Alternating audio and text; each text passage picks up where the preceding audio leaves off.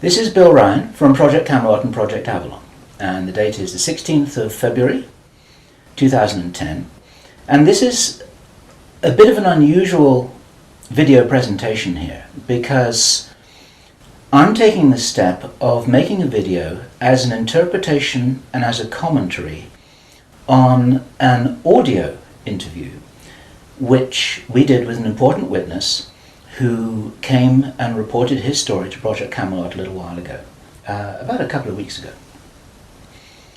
And as with many of our witnesses, this person wanted to remain anonymous, but he has agreed that we transcribe the audio, and so we've got this as a transcript. And this is going to be released at the same time as the video because it's important to be able to read the transcript at the same time as you're considering what I'm saying about it here. And as we come into this story, you're going to understand exactly why it's important to get all the information, to hold it all into a very fine balance.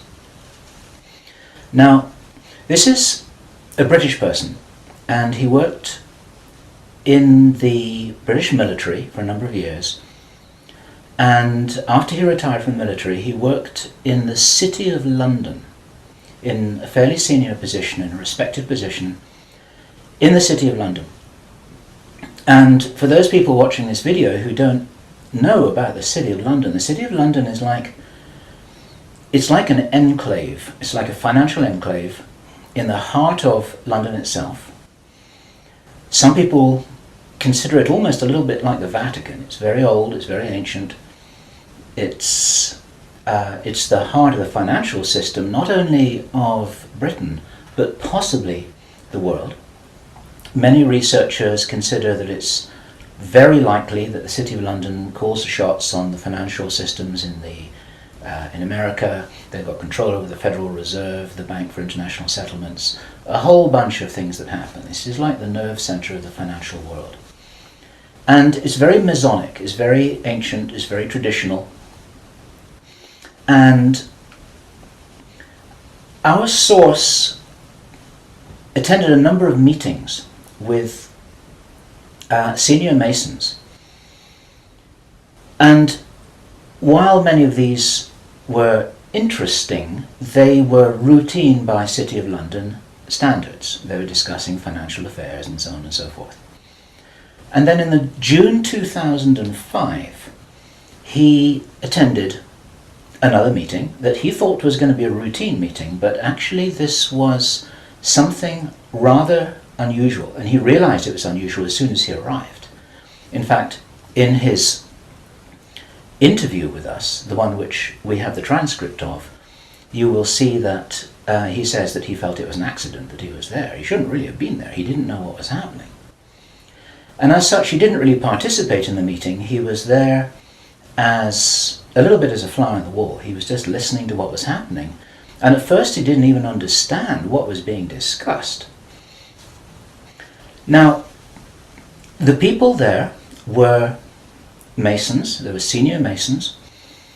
They were about 25 or 30 people there, including senior politicians who most people in the UK would recognise by name. I do not know who they were. He didn't name them, and I didn't ask them, but he said these are well-known names. The chief of police was there, representatives from the church, representatives from the military, 25 or 30 people. And as he listened to this story being discussed, it was an informal meeting. It wasn't like at a big table with kind of notepads and water glasses and minutes and an agenda and a chairman. There were just people in a room who were talking about all of this stuff.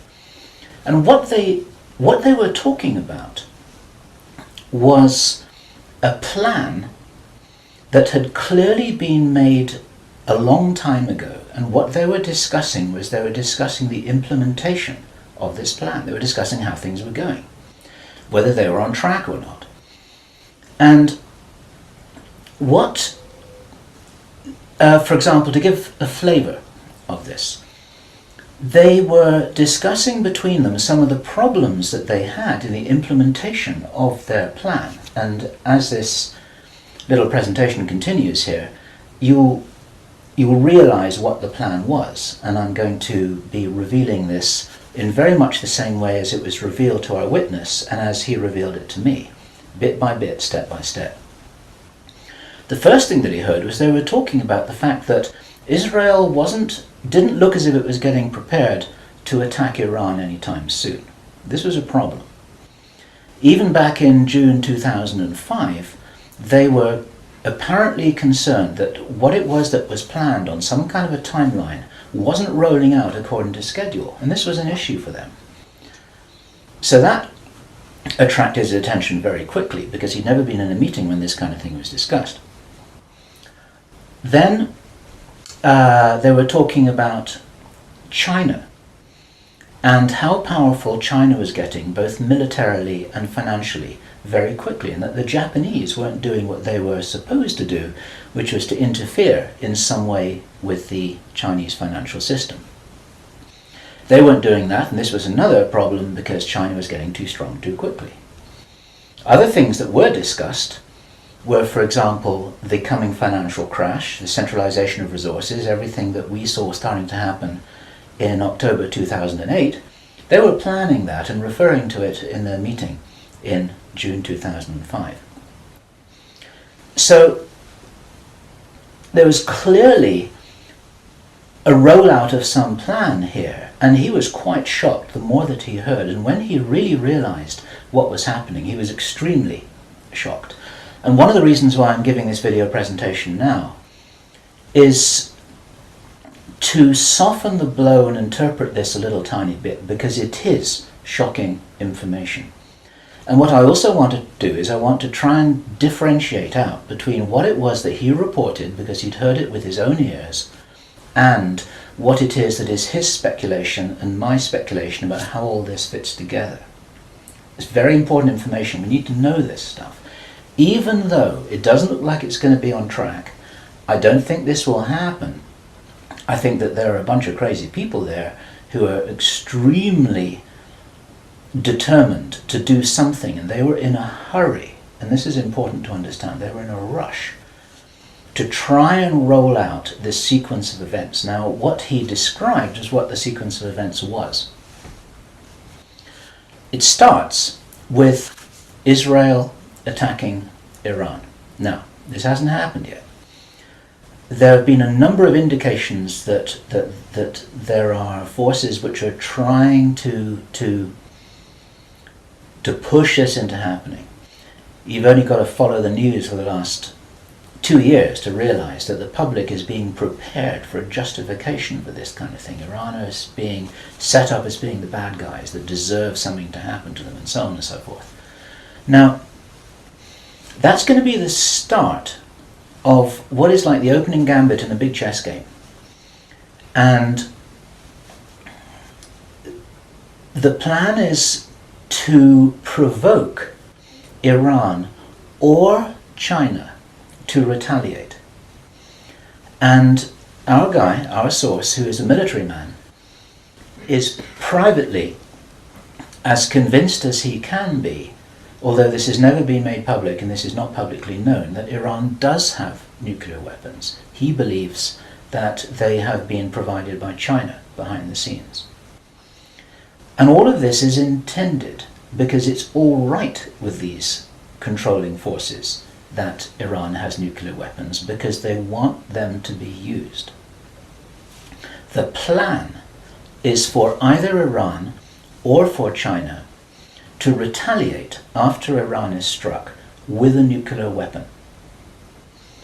At that point, there will be a limited nuclear exchange in the Middle East, followed by a ceasefire. He heard this being planned in this meeting. This is being choreographed. It's like the script for a movie. This is exactly what's intended to happen. And during this time, the other thing that's being set up for this, and many people watching this will be aware that this is being set up in the background. We've had a lot of information about this from a number of good researchers from many countries who are reporting this on the internet, that things are being set up in many of the Western countries for there to be heavy controls over populations, martial law, increased powers on security forces who are not just the army or the police, but in Britain, for example, our source said that he absolutely knew personally for a fact, that a very large number of private security people, their powers were being increased to give them the ability to arrest people, the ability to detain, the ability to handle riots in streets. And here we're talking about just regular people working in private security, people who give the parking tickets on the streets. Their powers are being increased in the same way. And last year we heard President Obama talking about how he wanted to have a sort of national guard at home in America ready to handle this kind of thing. There are a lot of indicators that this is being set up. And in this rollout of this crazy scenario where it is intended that there will be a limited nuclear exchange in the Middle East, the idea is that as the world looks upon this with horror, then they will demand from their governments that there are heavy controls over travel, over communication, over people who meet, over people who protest in the streets. They want to make sure that they don't have crazy bombers on airplanes, crazy bombers in the shopping malls. They want to make sure, and because people will be driven into fear by this, they'll request and demand and insist on heavy controls from their governments, which will be justified.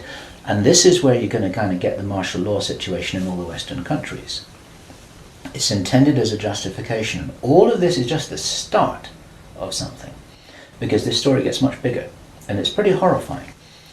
And if watching this now you're feeling a little bit shocked, this is how I was feeling when I heard this information, and this is how our source was feeling when he was hearing this information in this meeting, because this is just the beginning. Now, during the time of this ceasefire, everyone's shocked, everyone's frightened, everyone's really terrified about where this is going to go. There are all kinds of heavy controls over populations everywhere. And then the next thing that happens in this chess game that's being played is that biological weapons are released on China. You heard this being discussed in this meeting. They will release a flu-like virus that will be genetically targeted against the Chinese population. It's racially targeted against the Chinese people. It's designed to spread like wildfire and to knock out a large number of the Chinese people. And these people in this meeting were laughing about this. They said, China will catch a cold. Those were their words. China will catch a cold. And they were laughing about the fact that these biological weapons will wreak havoc among the Chinese population. And after that, then what effectively will be a kind of plague will actually spread right across the world to the West as well. Our source was not clear whether this was a Chinese retaliation or whether the thing would just spread out of control in the way that it would be very understandable if it did, whether it's racially targeted or not. These things actually mutate. So now you've got a situation where there's been a limited nuclear war in the Middle East. There's a pandemic that really is sweeping across the world and really is killing people very visibly. And you've got this totalitarian military lockdown in all the governments in the Western world because everyone's going to be in panic about all of this. And then, he said, then the real war starts. Something that would be justifiably called the Third World War, with a much more major nuclear exchange. And at this point, I asked him, is this just about population reduction? What is this about? Why are they doing this? Why this insane Dr. Strangelove plan for just unleashing all of this stuff on the world? Why do it? Now, as our conversation went on, I started to find answers to those questions. Now, some of this is speculation. I want to share this speculation with you because it's important enough that we work together here to figure out what's going on. And there are some clues, there's some very important clues that I'm going to present to you here in this video. He said absolutely it's about population reduction. So I said, well, in this meeting, did they mention any figures? And he said, yes, they did, 50%. Half the world's population. This is planned as per the Georgia Guidestones. For those of you who don't know what the Georgia Guidestones are, it's a stone monument in Georgia in America that was erected anonymously a number of years ago. It's in 8 languages, and it's like an Illuminati manifesto for a new world, as it were. And just hold that thought about this being a manifesto for a new world. This is an important concept here in what I'm presenting. One of the key parts of this manifesto for this new world is that there should be a population of 500 million people. Now, 500 million people is an enormous reduction from the nearly 7 billion that we've got at the moment. That's pretty much 95% of people who would no longer be on this planet. And 50% is a step towards that. And there's a reason why they're doing all of this. There's a reason why they're in a hurry. There's a reason for this insanity. And when he was explaining this, then he said that they have a name for this plan. This project has got a name. And I said, well, what is this name? He said it is called the Anglo-Saxon Mission. The Anglo-Saxon Mission. Now, I'd heard that before. It was something historical, I think, to do with the Crusades quite a long time ago. But I hadn't heard it in the present day context, and neither had he. And later on, as he continued to tell his story, I began to understand what I thought this might be about. Hence the title of this video, and the reason why I want to share this information with you, because we need to work together to figure out what's going on here. It's extremely important to understand. There's a plan, I believe, that Hitler would be proud of, which is so evil, it's so Machiavellian, it's so hard to face up to, it's so unbelievable, that I need to put it on the table for you so that you can consider whether or not this might be a possibility. The plans that I've been describing are definitely a possibility because he heard them with his own ears in this meeting. Everything I've described up until now, up to and including a major outbreak of hostilities after the limited war. So the sequence is as follows. The planned sequence is as follows. Israel attacks Iran, then there's a ceasefire, then during which time there is heavy governmental military controls over populations in all Western countries. Then China is attacked by a biological weapon. It's a flu-like disease that spreads like wildfire. This goes all over the world, and then they have a major Third World War. And then, by this time, 50% of the population will be destroyed.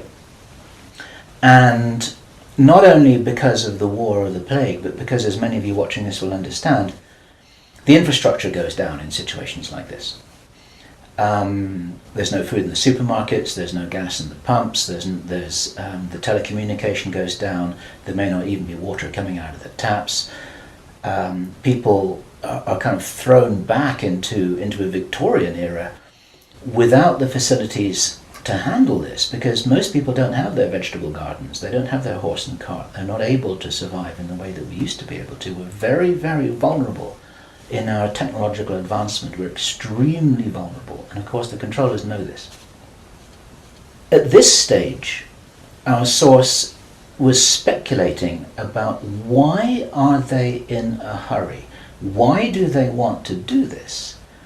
And there's a sort of heavy irony here, which is like, I was saying, well, if you're going to plan the Third World War, then why not take your time over it and get it right and do a really good job? You can, this could be in 20 years' time or 30 years' time, it doesn't really matter. Why is there in such a rush? And our source said that he felt, from inside information he's continued to receive, that this is still timed for something around 18 months from now. And that puts it around about the middle of 2011. He doesn't know this for sure because these events aren't calendar driven, they're actually event sequence driven. In other words, this has got to happen before that happens, and then after that the next thing can happen, then after that the next thing can happen. So a whole lot of things have got to be in place before all the dominoes fall over, so to speak. And they seem to be behind schedule in some of this. There are some planned events that definitely haven't happened. One of the things which I remembered when I was hearing this story was that our source, Henry Deacon, and many of you who've watched Project Camelot videos and read their reports for the last 3 years will know that when we met Henry Deacon in 2006, he said that in his own inside information was that there would be a war against China in 2008. Now that didn't happen. And all this time, at that time it didn't make any sense, and even now it didn't make any sense. It's like, well, all right, but why do this? Why do this? Why do this? Now, this was his answer. And our source is a pretty smart guy. He's been in the military. It's a totally different story that he didn't debrief in our audio transcript, which you have the opportunity to read, but he's had his own ET experiences in the military. He's got his own sources of information about some of the background for this.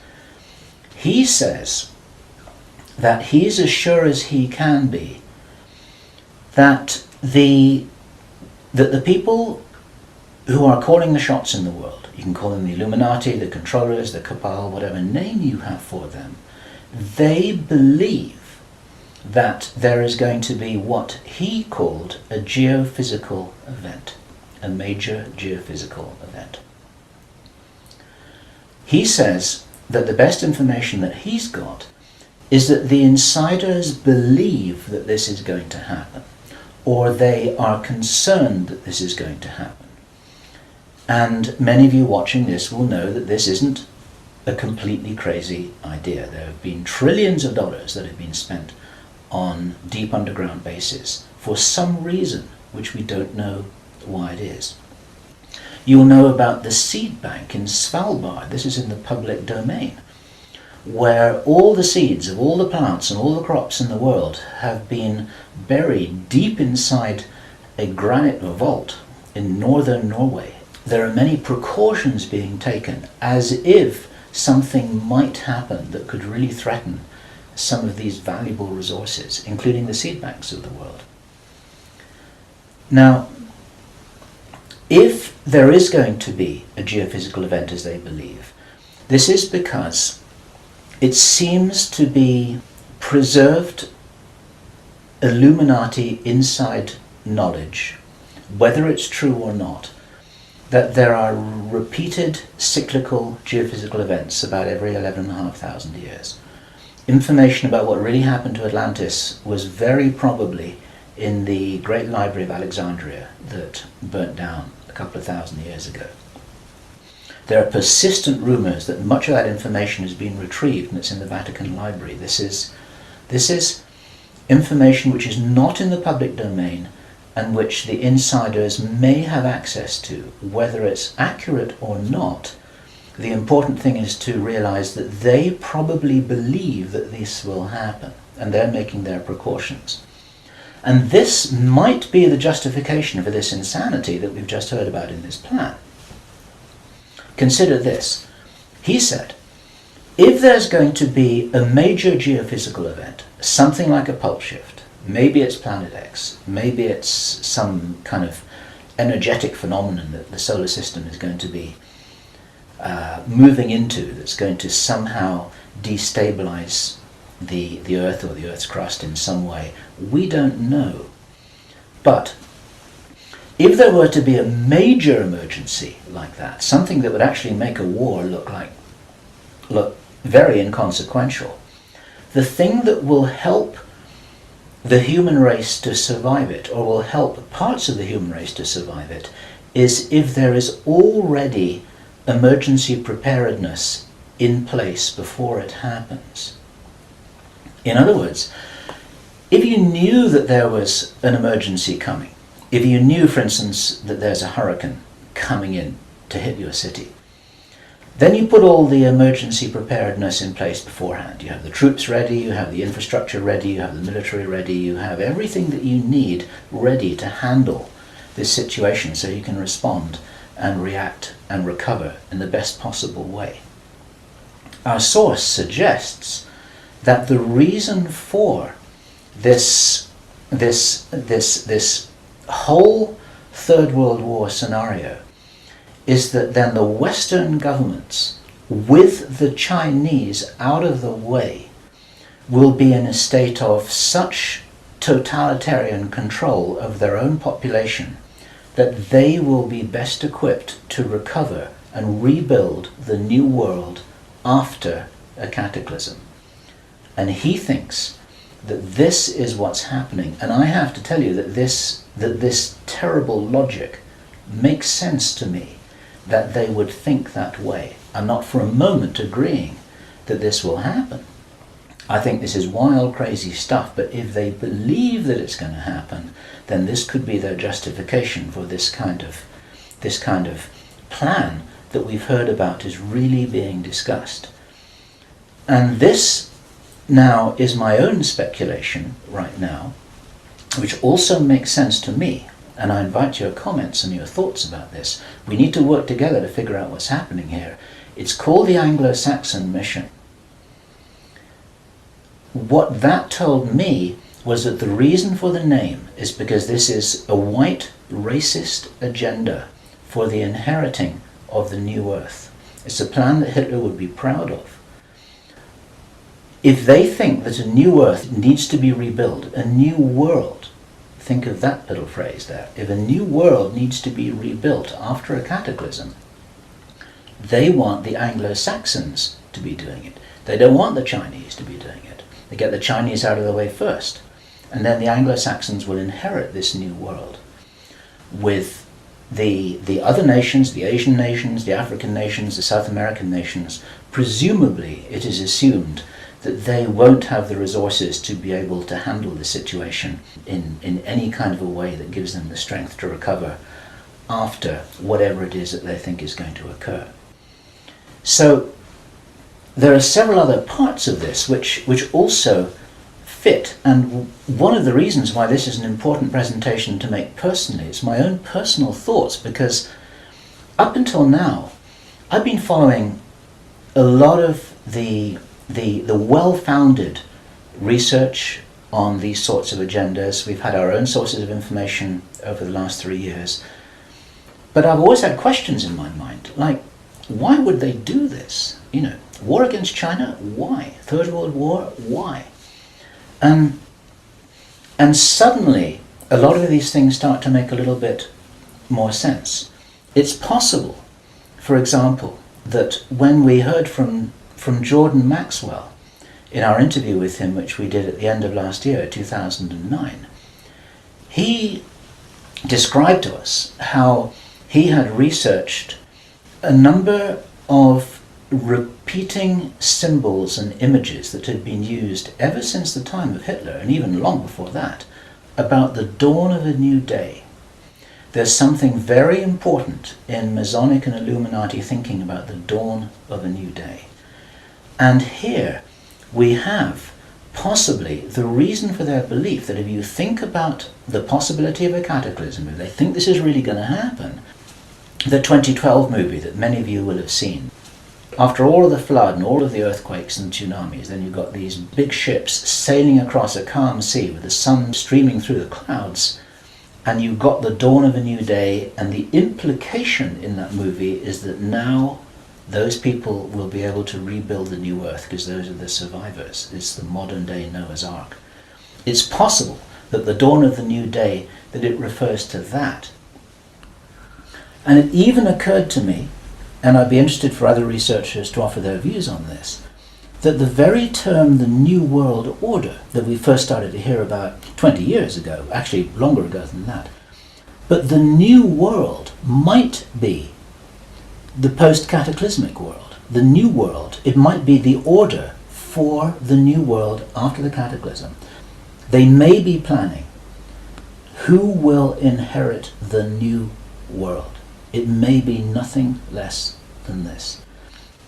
Maybe this is what the new world order is all about. It really is the order, the plan for the new world that they think is coming. They think this is going to happen. Now, I say again, it's very, very important to differentiate out all of this information here. I don't believe this is going to happen at all, but they might be doing something crazy to try and safeguard what they believe is their own interests. This is what we need to be aware of here. And what I want to do is I want to just state really clearly why there are profound reasons for not believing that anything like this is going to happen. There are a lot of things that haven't happened which were intended to happen. Many of you will remember I think it was the 30th of August 2007, there was a B-52 bomber that flew halfway across America from Minot Air Force Base to Barksdale Air Force Base in Louisiana with 6 armed nuclear cruise missiles on its wingtips, something that could never happen by accident. It was illegal, it should never have happened. You can't even smuggle a bullet out of the weapons storage area in an Air Force Base without there being a whole bunch of signatures and everybody knowing about it, let alone making the mistake of loading armed cruise missiles onto a B-52 bomber with nobody noticing it. There was a reason why that happened, and that was actually prevented from going any further. It stopped at Barksdale in Louisiana. Some very brave airmen blew the whistle on that, and they did their job, and they reported it up the line. It appeared very, very briefly in the mainstream media, and after that it was completely covered over, and everyone said it was a mistake. That was no mistake. There was a reason why they did that. And what many of you don't know is that at that same time, at the end of August, a group of anonymous investors bet $2 billion that the stock market would fall by 50% before the 21st of September 2007. They stood to gain $4.5 billion if their bet had succeeded. These were what are known as put options.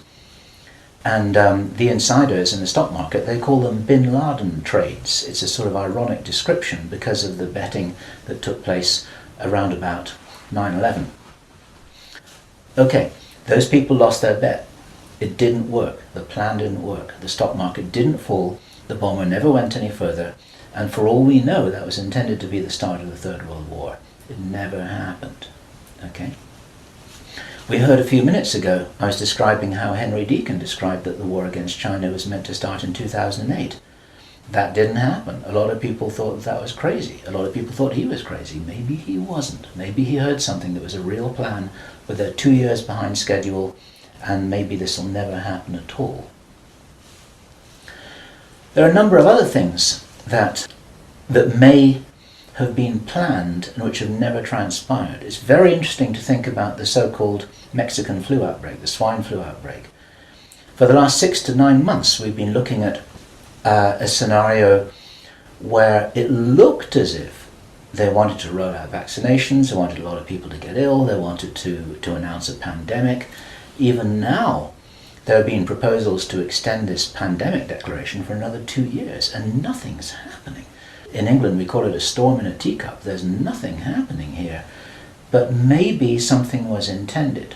Now, if it wasn't intended, it's possible that all of that could have been some kind of a test, just to see how people respond, to see how people react, to see how quickly it spreads, to see what the take-up of the vaccinations will be. And then, of course, us at Project Camelot and a number of other people who've been activists in this whole area trying to draw attention to all of this, now we're all on a database. They know who's going to stand up and start talking about all of this stuff. So it might have been an experiment, or it could have been a failed rollout of something. There's plenty of reason to believe that things are changing. This is the important thing. And those of you who've been following the work of David Icke, this is an important perspective here, because we support his work fully, in as much as he makes a beautiful presentation and he starts off by saying, we are infinite consciousness. there are many ways to put this, but it's very hard to disagree with that. We're immortal, godlike beings who've long ago forgotten what our power was. The potential of consciousness is enormous. It's very important to realize that how powerful we are may be the single most important component in this whole picture that enables us to save the day. This may be what it's really all about.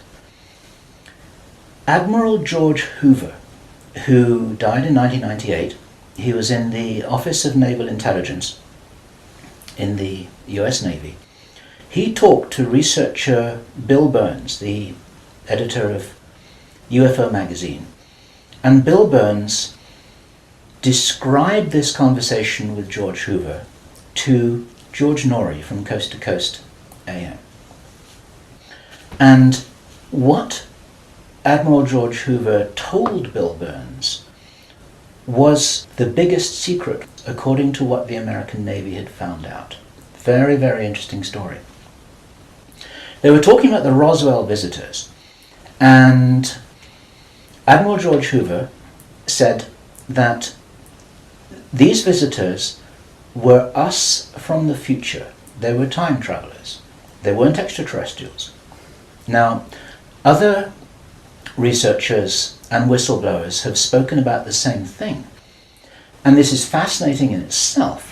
But what Admiral George Hoover said the biggest secret really was, it had to do with the abilities and the power of the consciousness of these travelers.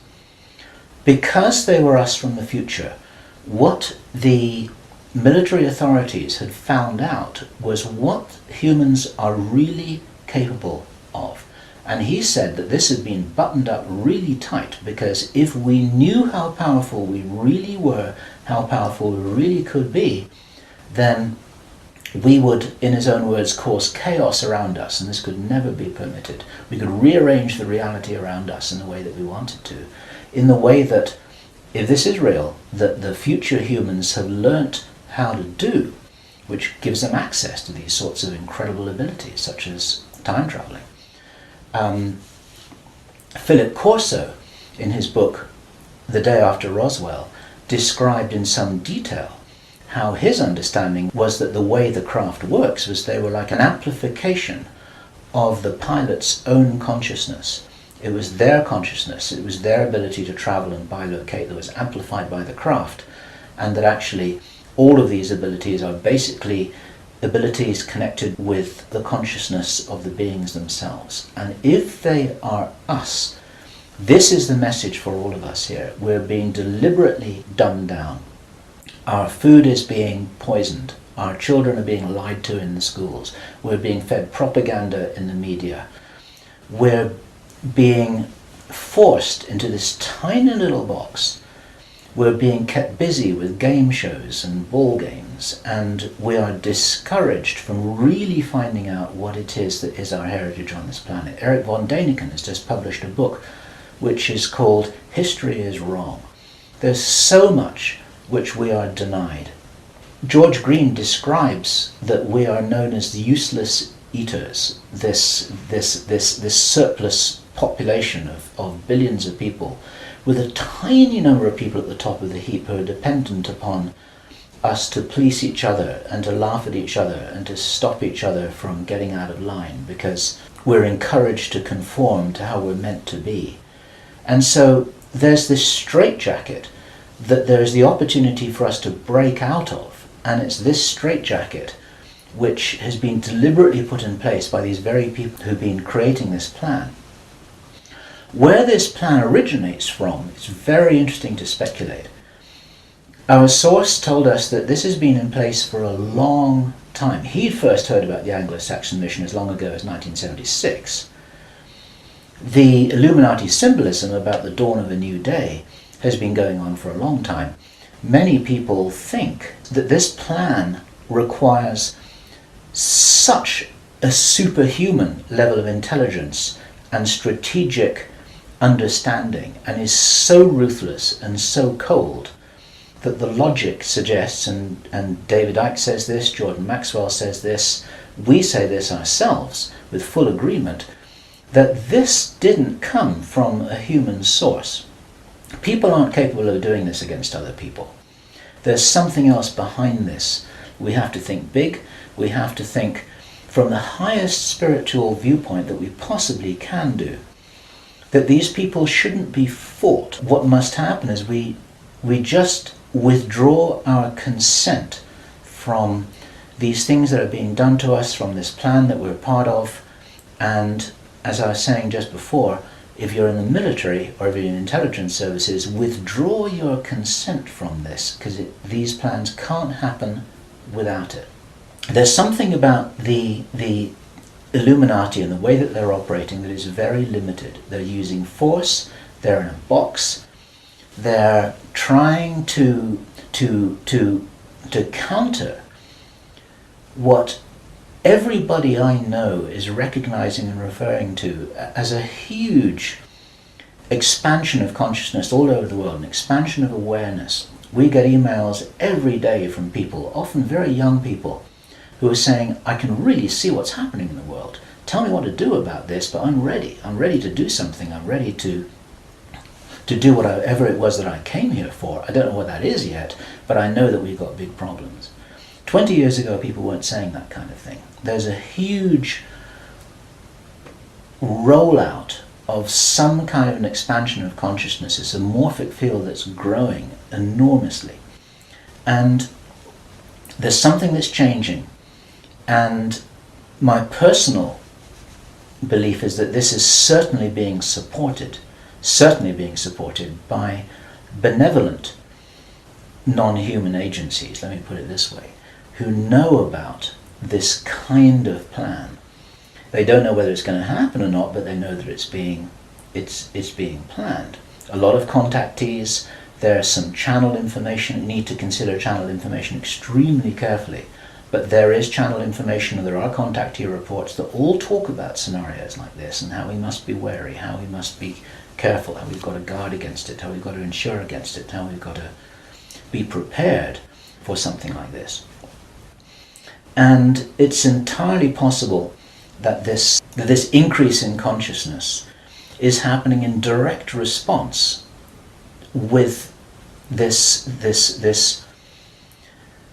escalation of violent, forceful plans. It's like, as I've often said in my own presentations in the past, it's a little bit like a movie script itself, where you've got everything building up to a climax with the forces of evil and the forces of consciousness just kind of getting ready for some kind of final confrontation. Now, I'm not trying to be biblical about this, and I know that this situation which I've just been describing is a little bit like the Armageddon War, but I do not believe that this kind of thing will actually come about. As I've said many times before, there was an interview which I did on Freedom Central, which you'll see on the Camelot site, where I say the single strongest reason that I have for not believing that anything is fixed, that we're all doomed, that anything really bad is going to happen, although I think we've got a lot of problems to solve, is because I wouldn't be here, and neither would you watching this now.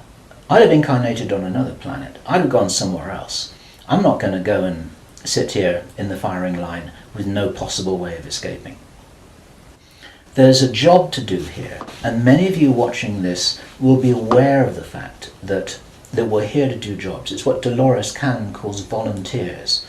We may be here for a reason.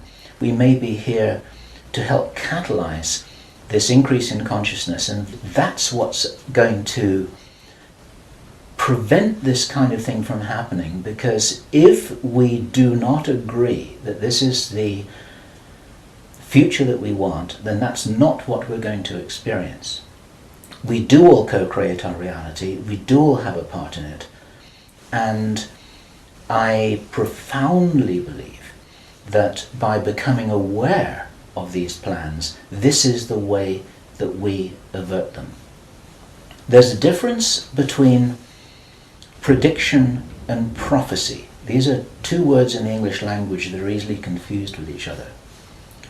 Prediction and forecasting is saying, okay, in 3 months' time, this is what's going to happen because this is what the data leads us to conclude logically. That's all about forecasting and prediction.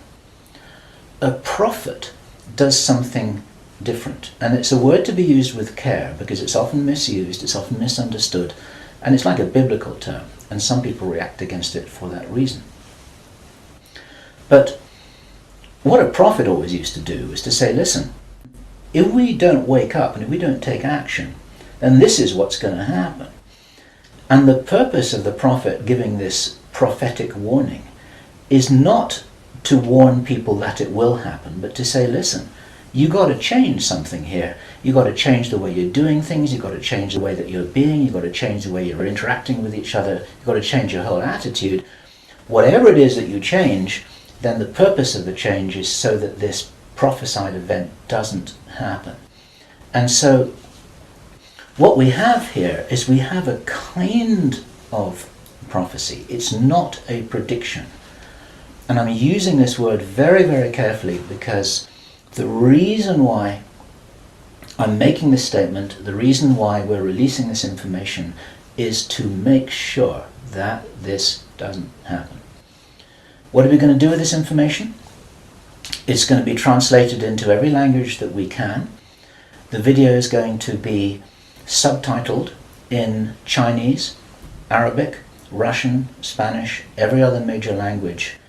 I want this video to be picked up by the Chinese. I want this to be escalated up the line. The Chinese are very sensitive about videos that refer to them, especially ones with Chinese subtitles. This will be reported right up the line to Chinese intelligence, to the Chinese military commanders. And the reason for that is because, first of all, if this is nonsense, it doesn't matter. Okay. But if this is a really serious threat, then those are the guys who need to know about it, because their first nuclear response, which is designed to be provoked, is the thing that actually sets this whole thing on fire. And so, to any Chinese military commanders who are listening to this, don't do it. Okay? None of us must do anything here that is in alignment with their plans.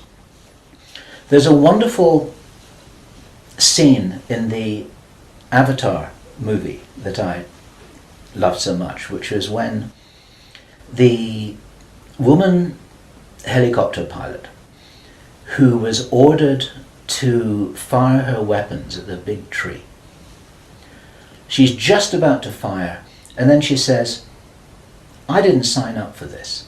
And then she turns around and she goes home. She's not going to be part of this. There are many people in the military who never signed up for anything like this. There are many people in the intelligence services. They never signed up for anything like this. They signed up when they were young, thinking that they were doing the best thing for their country, thinking that they're doing the best thing for mankind. They're not all evil at all. And so as a direct message to those of you in the military and the intelligence services who may be watching this or may have had this brought to their attention, you don't have to do this stuff just because you're told. You need to support what's best for the human race. You don't need to follow orders if it's going to lead to a huge destruction here, which is in no one's interests apart from the controllers who have an agenda of their own, and that agenda doesn't feature you and me, that's for sure. Okay, so that's the end of my presentation. I want you to consider this information. I'm not urging you to believe it. I want you to research it. I want you to check it out. I want you to read the transcript carefully, and I want you to see whether this correlates with anything else that you know and understand that's come to your attention. We're all working together here. We're not trying to force you to believe anything at all. We need to be careful about this information, but at the same time, if there's any chance that this is true, if there's any chance that this is for real, then we have to know about it, okay? And if you are not sure what it is that you should be doing, then I say the same thing that I always say, which is do whatever it is that you came here to do, because most of you watching this video are here for a reason. I do understand that you may not know what the reason is yet, but you're probably here for a reason. You're probably watching this video for a reason. Do whatever it is that you came here to do. This is Bill Ryan. Project Avalon, Project Camelot. It's the 16th of February 2010. Thank you.